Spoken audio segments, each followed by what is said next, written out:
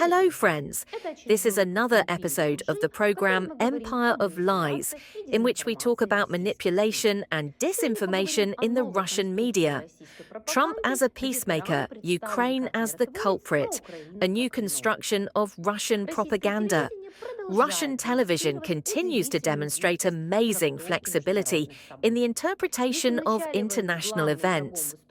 If at the beginning of the war the main enemy was the United States and NATO, now Donald Trump is at the center of the narrative, who is presented as the only politician capable of stopping the bloodshed. The latest episode of the program Big Game clearly shows how the Kremlin media machine rewrites reality and offers the West a false dilemma. Let's listen to Trump. We are no longer involved in financing Ukraine, but we are trying to stop the war and the killing there. We sell NATO representatives missiles and military equipment for millions, even billions of dollars. So they are the ones financing the entire war. We are not financing anything, and we will continue to do so. We are trying to give them as much as possible. They want to use American-made weapons.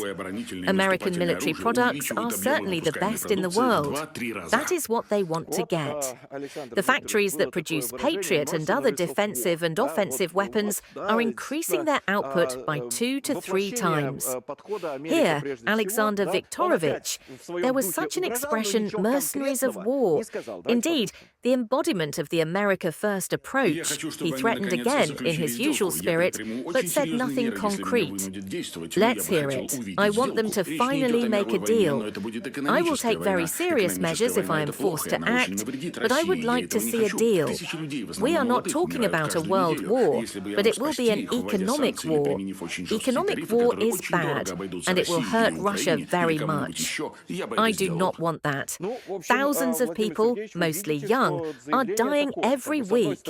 If I could save them by lifting sanctions or applying very tough tariffs that will cost Russia or Ukraine or anyone else very dearly, I would do it. Well, in general, Vladimir Sergeyevich, you see that the statement is like this. On the one hand, it is about an economic war. On the other hand, he does not want to unleash this economic war.